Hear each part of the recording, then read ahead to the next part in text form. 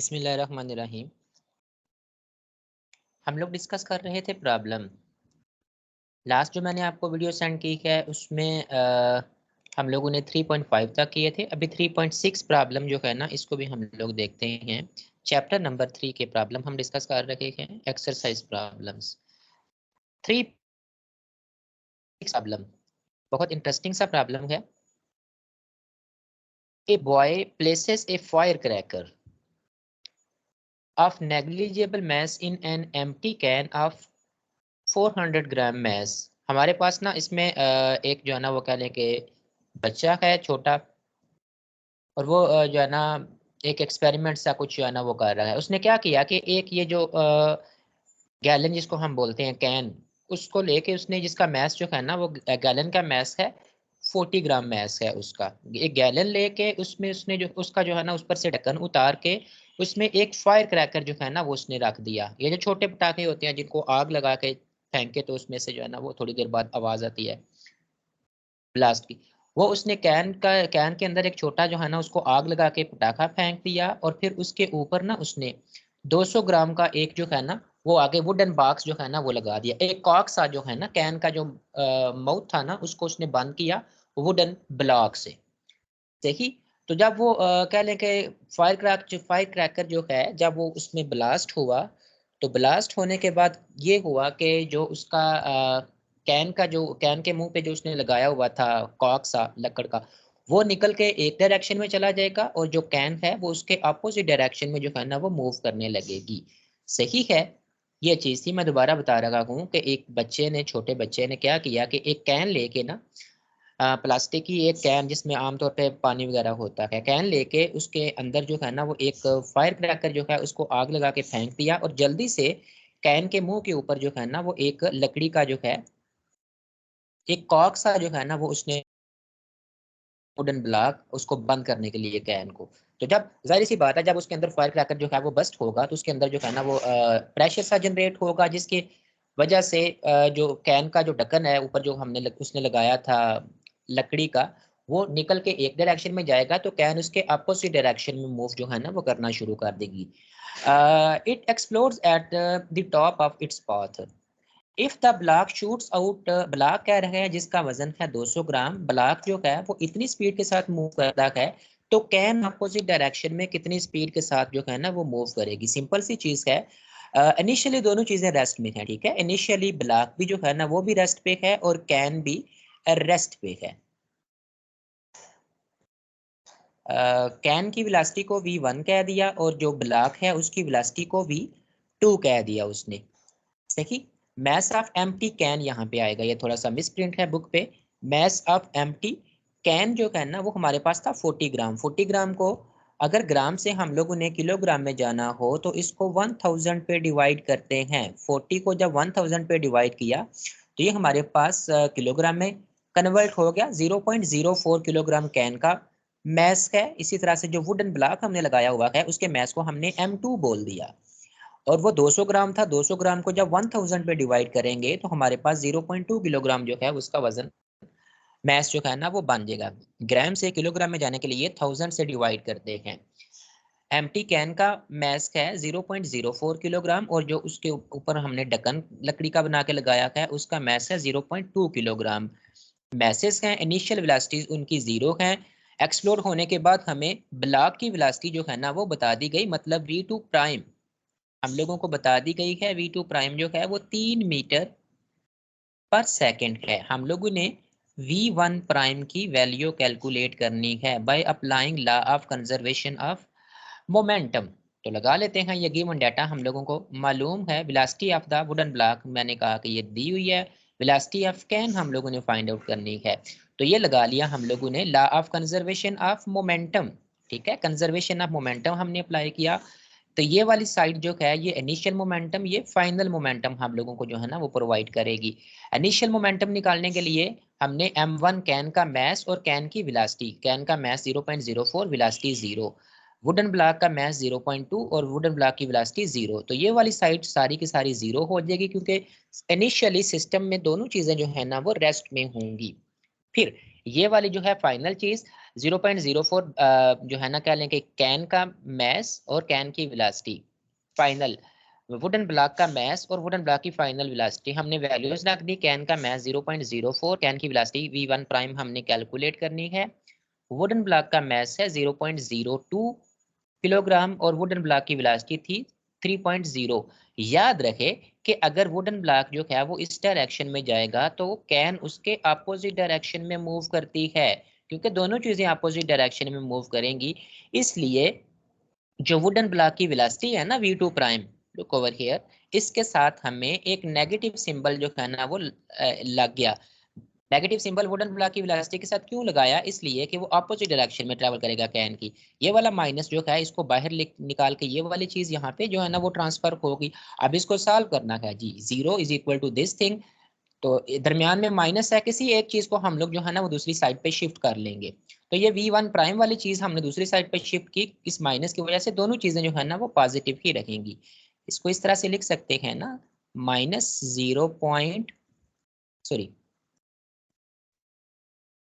ये 0.6 इक्वेशन का दूसरी साइड पे जाके जो है ना वो पॉजिटिव हो गया, इज इक्वल टू, ये चीज बच गई 0.04 v1 प्राइम। तो फिर साइड चेंज किए उन्होंने, लेफ्ट साइड को राइट साइड पे और राइट साइड को लेफ्ट साइड पे। हम लोगों ने v1 प्राइम की वैल्यू निकालनी थी, तो 0.04 जो है वो जाके दूसरी तरफ नीचे डिवाइड हो जाएगा, तो हमारे पास ये चीज आ जाएगी 0.6 divide by 0.04, v1 prime is equal to 60 divided by 4। ये चीज हमारे पास आ गई v1 prime is equal to 15 metre पर सेकेंड। 60 को आप चाहो तो ये वाली चीज जो है ना इसको स्किप भी कर सकते हो, ठीक है। ये जो 60 डिवाइडेड बाई 4 है इसको स्किप कर दो आप, डायरेक्ट कैलकुलेटर से जब इसको डिवाइड करोगे तो ये वाली चीज जो है ना वो आ जाएगी हमारे पास। 3.7 देखते हैं। एन इलेक्ट्रॉन, इलेक्ट्रॉन का मास हमें पता है 9.1 10 की पावर माइनस 31 किलोग्राम इलेक्ट्रॉन का मास होता है। एक इलेक्ट्रॉन जो है ना इसमें यह बताया गया है कि एक इलेक्ट्रॉन ट्रेवल करता हुआ आ रहा है, जो सामने जो है ना एक हाइड्रोजन एटम पड़ा हुआ है, ठीक है। हाइड्रोजन एटम के सेंटर में एक न्यूक्लियस होता है और इसके गिर्द इलेक्ट्रॉन रिवॉल्व कर रहा है। इलेक्ट्रॉन जो है ना वो मूव करता हुआ आएगा, हाइड्रोजन एटम के साथ टकराएगा। हाइड्रोजन एटम इनिशियली रेस्ट पे है, तो टकराने के बाद हाइड्रोजन एटम की वेलोसिटी कैलकुलेट करनी है। स्टेटमेंट बहुत सिंपल सी है, इलेक्ट्रॉन मूव करता हुआ आ रखा है, हाइड्रोजन का एटम रेस्ट पे है। मूव करता हुआ इलेक्ट्रॉन जब हाइड्रोजन के एटम के साथ टकराएगा तो हाइड्रोजन के एटम की वेलोसिटी हमने कैलकुलेट करनी है। Undergoes a head-on collision with the hydrogen atom which is initially at rest, assuming the collision to be perfectly initially जो है ना वो इलेक्ट्रॉन ट्रेवल कर रहा है, इलेक्ट्रॉन इतनी स्पीड से ट्रेवल कर रहा है, इलेक्ट्रॉन का मैस हमें पता है, हाइड्रोजन एटम रेस्ट पे है, हाइड्रोजन एटम का मैस जो है ना वो ये है। तो टकराने के बाद हम लोगों ने हाइड्रोजन एटम की वेलोसिटी निकालनी है। हम ये कह लेंगे कि मैस ऑफ इलेक्ट्रॉन, ठीक है, ये इलेक्ट्रॉन है, ये मिस प्रिंट्स इसमें काफ़ी ज़्यादा हैं। इलेक्ट्रॉन का मैस जो है जनरल नॉलेज के तौर पे हमें ऑलरेडी पता है 9.1 10 की पावर माइनस 31 किलोग्राम इलेक्ट्रॉन का मैस का। इलेक्ट्रॉन कितनी वेलोसिटी से हरकत कर रहा है उसको हमने वी आई बोल दिया ना, इनिशियल वेलोसिटी को। तो 2.0 10 की पावर 7 मीटर पर सेकंड से हाइड्रोजन एटम का मैस भी दिया हुआ है 1.67 10 की power minus 27 kilogram. Hydrogen atom की वेलोसिटी क्योंकि वो इनिशियली रेस्ट पे है ना, तो हाइड्रोजन एटम की वेलोसिटी को v2 हमने कह दिया इज इक्वल टू 0। अब जी v2 प्राइम हाइड्रोजन एटम के लिए v2 जो फाइनल वेलोसिटी है वो v2 प्राइम है, ये चीज़ कैलकुलेट करनी है। ये इक्वेशंस हम लोगों ने डिराइव की थी elastic collision in one dimension वाले केस में, तो वो वाली इक्वेशन हमने लगा ली। v2 प्राइम आपको याद है कि किस चीज़ के इक्वल थी? v2 प्राइम था m2 माइनस m1, ये वही वाली चीज़ है। v2 प्राइम जो हमने एक्सप्रेशन निकाला था वो आपको नज़र आएगा m2 minus m1 divided by m1 plus m2 into v2 plus 2m1 divided by m1 plus m2, ये वाली चीज़ थी। तो उसने नेगेटिव सिंबल बाय कॉमन निकाल के ना इन दोनों की प्लेस चेंज की और साथ ये नेगेटिव साइन भी है।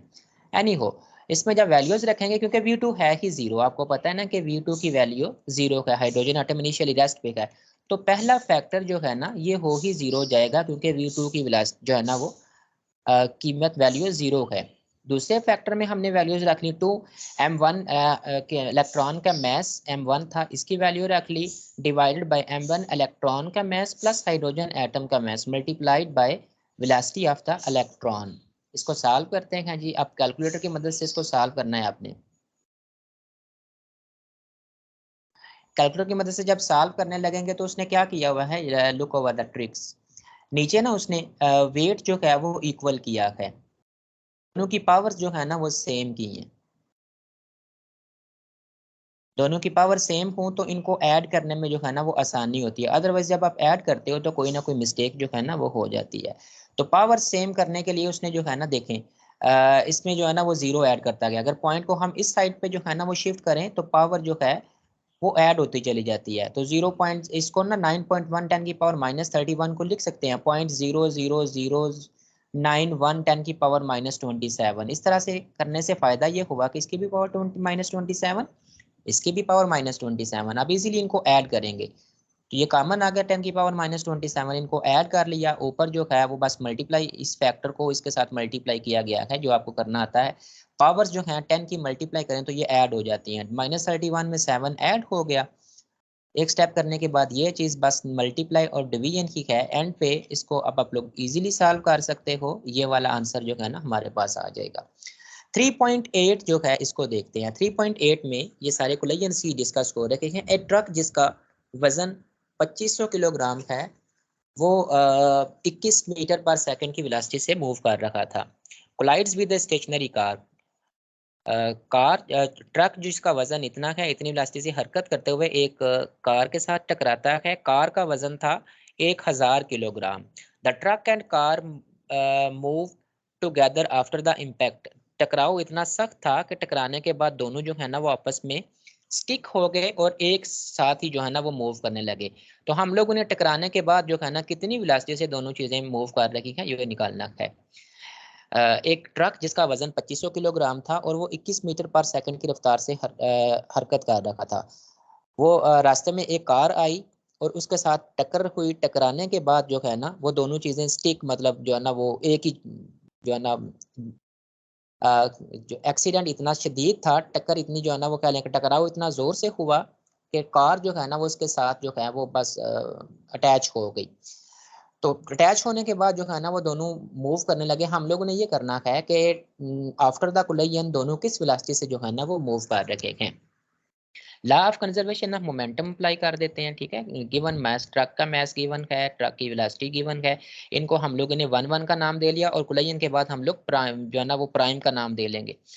कार की जो मैस है वो इतना है और कार इनिशियली रेस्ट पे है। ठीक है, कॉमन वेलोसिटी जब दोनों स्टिक हो जाएंगे तो उसको हम लोगों ने v1 बोल लें या v2, v1 प्राइम बोल लें, v2 प्राइम बोल लें या सिर्फ v बोल लें। सिर्फ v इसको नाम हम लोगों ने ना दे दिया। सही। इन दोनों को ऐड कर जो है ना वो law of conservation of momentum, initial momentum is equal to final momentum. Initial momentum में ट्रक का मोमेंटम प्लस कार का initial momentum is equal to ये चीज जो है ना वो आ जाएगी दोनों की। अब इनमें क्योंकि ये चीज कॉमन है ना वेलोसिटी, तो वेलोसिटी हम लोग कॉमन निकाल लेंगे। फाइनली हम लोगों ने दोनों के मैसेज को ऐड करके वेलोसिटी को कॉमन निकाल लेना है, इसलिए कि एक ही वेलोसिटी से वो दोनों जो है ना वो मूव कर रहे हैं। ये चीज आ गई। अच्छा, तो क्योंकि कार की वेलोसिटी इनिशियली जीरो थी ना, ये फैक्टर हमें जीरो दे देगा। इन m1 की वैल्यू ये थी, v1 की वैल्यू ये, m1 2500, v1 21। तो दोनों को जब मल्टीप्लाई करेंगे हमारे पास ये फैक्टर आ गया। ट्रक की का मैस, ट्रक की वेलोसिटी इज इक्वल टू, अब इन दोनों के मैसेज को जमा किया तो 3500 इंटू वेलोसिटी v। क्योंकि कॉमन वेलोसिटी एक ही वेलोसिटी से दोनों मूव कर रहे हैं, इसलिए हम लोगों ने दोनों के मैसेज को ऐड कर लिया और वेलोसिटी बाहर कॉमन आ गई। ठीक है, v1 और v2 सेम इसकी वैल्यू होगी, तो दोनों में से v जो है ना वो बाहर कॉमन निकल आया और मैसेज जो है वो आपस में ऐड हो गए। इसके बाद जी ये 3500 जो है वो दूसरी तरफ जाके डिवाइड हो गया। तो जब कैलकुलेटर की मदद से आप लोग इसको सॉल्व करोगे तो बहुत इजीली आपके पास आंसर जो है ना 15 मीटर पर सेकंड आ जाएगा जी। इतनी वेलोसिटी के साथ बाद में जो है ना दोनों वो मूव कर रहे हैं। 3.9 प्रॉब्लम है। 3.9 प्रॉब्लम में 2 blocks of masses 2 kilogram and 0.5 kilogram attached at the ends of a compressed spring. The elastic potential energy. जी ये भी कुछ सिनेरियो ऐसा है कि दो ब्लॉक हैं, दो मैसेज हैं जो कि स्प्रिंग के साथ इस तरह से ना अटैच किए हुए हैं। स्प्रिंग जो है वो कंप्रेस्ड है, एक मैस जो है वो 2 किलोग्राम है, दूसरा मैस जो है वो 0.5 किलोग्राम है। ठीक है, इसको M1 कह लेते हैं, इसको हम लोग M2 का नाम दे देते हैं। जब स्प्रिंग जो है ना वो कंप्रेस्ड स्टेट में होगा तो उसमें एक एनर्जी जो है ना वो स्टोर हो जाती है।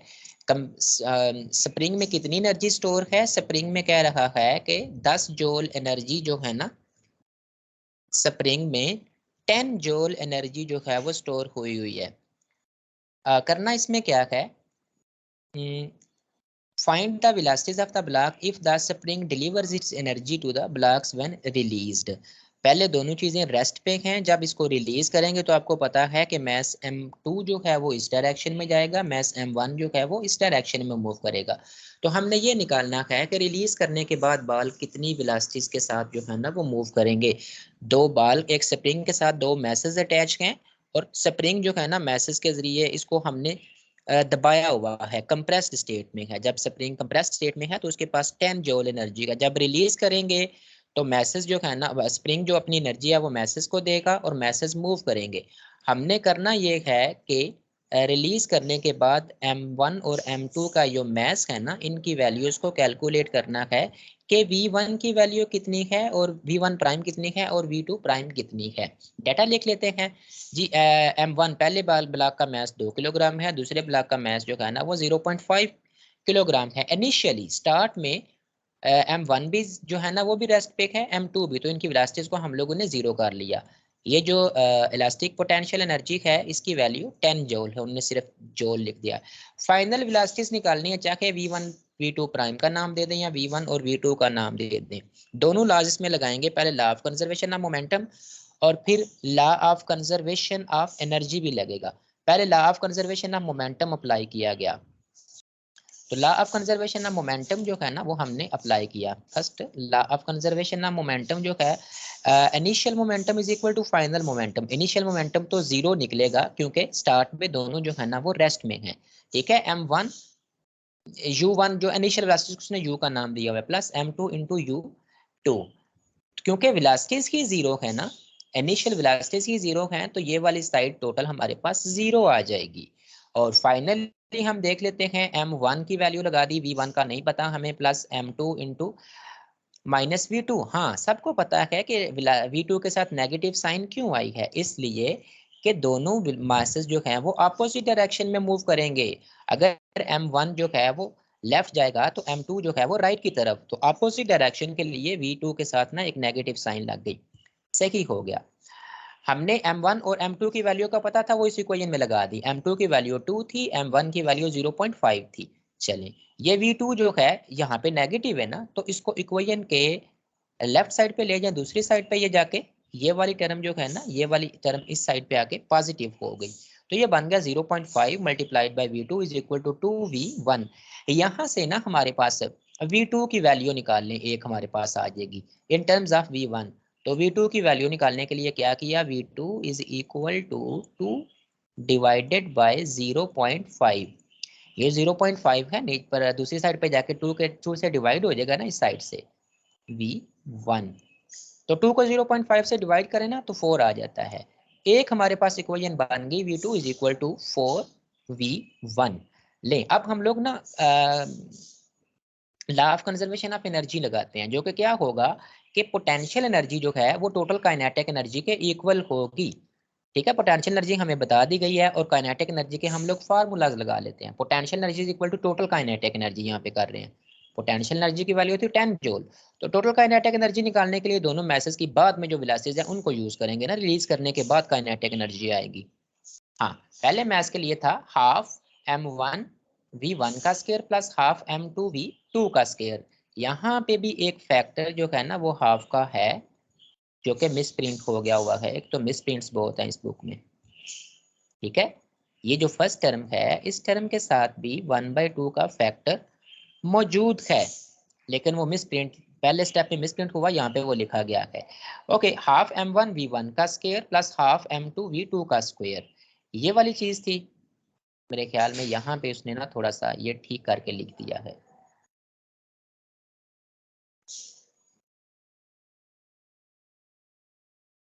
हाँ, ये स्टेप को रिपीट उसने कर दिया है, ऊपर 1/2 का फैक्टर। चलें, ये वाली चीज है।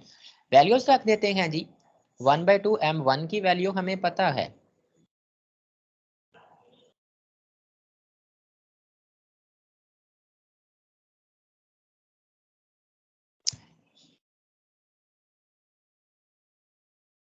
इससे ना नेक्स्ट स्टेप में क्या किया गया है कि ये भी 1/2 है, ये भी 1/2 है। तो अगर हम लोग सारी इक्वेशन को 2 से मल्टीप्लाई कर दें, मल्टीप्लाइड बाय 2, इस सारी इक्वेशन को 2 से मल्टीप्लाई करें तो ये चीज क्या बन जाएगी, लेफ्ट साइड पे मेरे पास आ जाएगा ना 10 multiplied by 2, 20 is equal to, ये 1/2 दोनों से जगहों से खत्म हो जाएगा। 20 इज इक्वल टू m1v1 का स्क्वायर प्लस m2v2 का स्क्वायर। सही है ना, 1/2 का फैक्टर दोनों से खत्म, क्योंकि हमने 2 से मल्टीप्लाई किया है। मल्टीप्लाई, ये तो 10 मल्टीप्लाइड बाय 220 आ जाएगा। ये इक्वेशन हमारे पास बन जाएगी। अब इस इक्वेशन में वैल्यूज पुट करते हैं। हम लोगों को पता है 20 इज इक्वल टू m1 की वैल्यू थी हमारे पास तो 2 किलोग्राम, m1 की जगह पे 2 किलोग्राम आ गया। v1 का स्केयर, ये हमने v वेलोसिटी फाइंड आउट करनी है, प्लस m2 की वैल्यू थी 0.5 किलोग्राम, याद है आपको। और ये वैल्यू इसमें रख दी हम लोगों ने m2 की जगह पे। तो v2 की जगह पे ना v2 की जगह पे, हाँ, v2 की जगह पे हमने ये रखना है इस इक्वेशन में 4v1। ले मैं स्टेप करके आपको बता देता हूँ। पहले स्टेप, दो स्टेप कर लेते हैं ना इस इक्वेशन के। पहले स्टेप में आ जाएगा 20 इज इक्वल टू m1 की जगह पे मैंने लगा दिया 2 किलोग्राम इंटू v1 का स्क्वायर, प्लस m2 की जगह पे लिख लिया 0.5 किलोग्राम मल्टीप्लाइड बाय v2 का स्क्वायर। फिर हमने क्या किया, v2 की जगह पे भी हम लोगों को पता है, पीछे हमने law of conservation of momentum से ये जो इक्वेशन है इसमें निकाला ना, v2 is equal to 4 times v1। तो v2 की जगह पे 4v1 हमने पुट कर देना है। जब v2 की जगह पे 4v1 पुट करते हैं तो क्या चीज बनती है, 2v1 का स्क्वायर प्लस 0.5, और v2 की जगह पे मैंने रख दिया 4,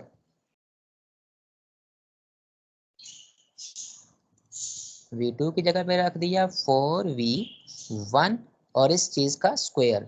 ले जी, 20 एज इट इज यहाँ पे लिखा हुआ है, 2v1 भी लिखा हुआ है, 0.5 भी लिखा हुआ है प्लस के साथ, और 4v1 जब इसका स्क्वायर करेंगे तो आपको पता है 4 का स्क्वायर 16 और v1 का स्क्वायर v1 का, तो इस चीज टर्म का स्क्वायर जो है ना वो 16 v1 का स्क्वायर आ गया।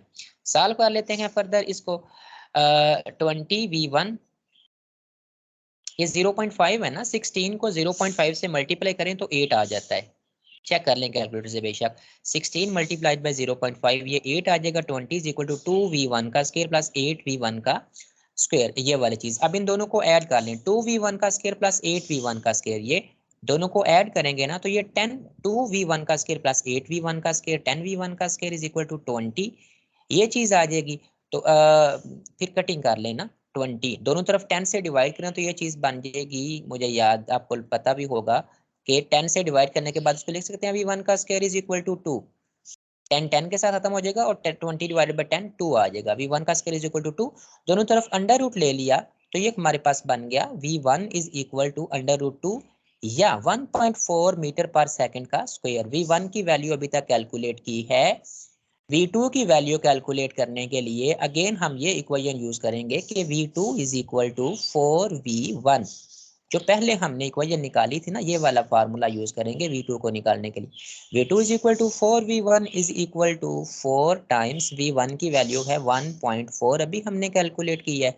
तो जब मल्टीप्लाई करोगे तो हमारे पास आ जाएगा 5.6 मीटर। तो इस तरह से करके हम लोगों ने दोनों को जो है ना वो कैलकुलेट, पहले law of conservation of momentum और फिर law of conservation of energy जो है ना वो अप्लाई करके जो है हम लोगों ने दोनों की जो है ना वो वैल्यूज निकाली हैं। ये चीज़ जो है ना वो काफ़ी लेंथी प्रॉब्लम्स हैं और इनको जो है ना सॉल्व करने के लिए कुछ टाइम भी रिक्वायर होता है।